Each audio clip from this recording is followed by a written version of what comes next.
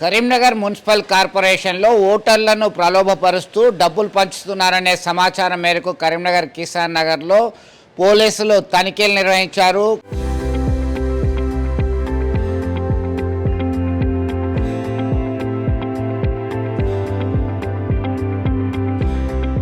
కుర్ర తిరుపతి మరో ఇద్దరు దగ్గర నుంచి డబ్బులు స్వాధీనం చేసుకున్నారు.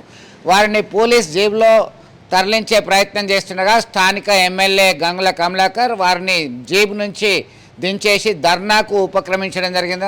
పోలీసులతో వాగ్వాదానికి దిగారు. దీంతో భాగంగా పలువురు పైన కేసు నమోదు చేశారు.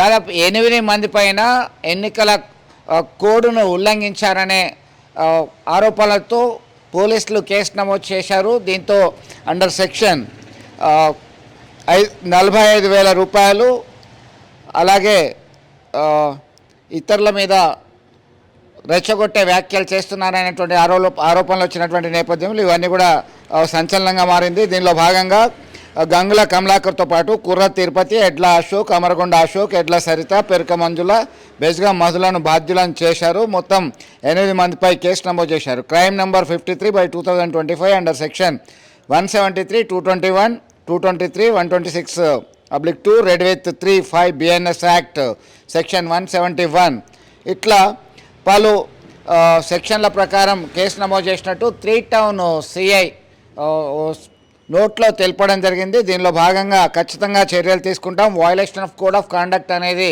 ఎన్నికల ప్రవర్తన నియమాల్ని ఉల్లంఘించినందుకు వీరి మీద కఠిన చర్యలు తీసుకుంటామని చెప్పేసి పోలీసులు కేసు నమోదు చేసినటువంటి విషయంలో మనం గమనించవచ్చు. దీనిలో భాగంగానే crime number 52/2026 under section 173, 223 BNS act ప్రకారం కేసు నమోదైంది. మొత్తం మీద ప్రశాంతంగా కొనసాగుతున్నటువంటి ఎన్నికల ప్రక్రియలో భాగంగా వీరు పోలీసుల విధులకు అడ్డంకి కలిగించారు అనేటువంటి ఆరోపణలు, డబ్బులు పంచుతూ వారిని ఓటర్లను ప్రలోభపరుస్తున్నటువంటి ఆరోపణల నేపథ్యంలో రెడ్ హ్యాండెడ్గా పట్టుకున్నటువంటి నేపథ్యంలో వీరిపైన కేసు నమోదైనటువంటి విషయం గమనార్హం.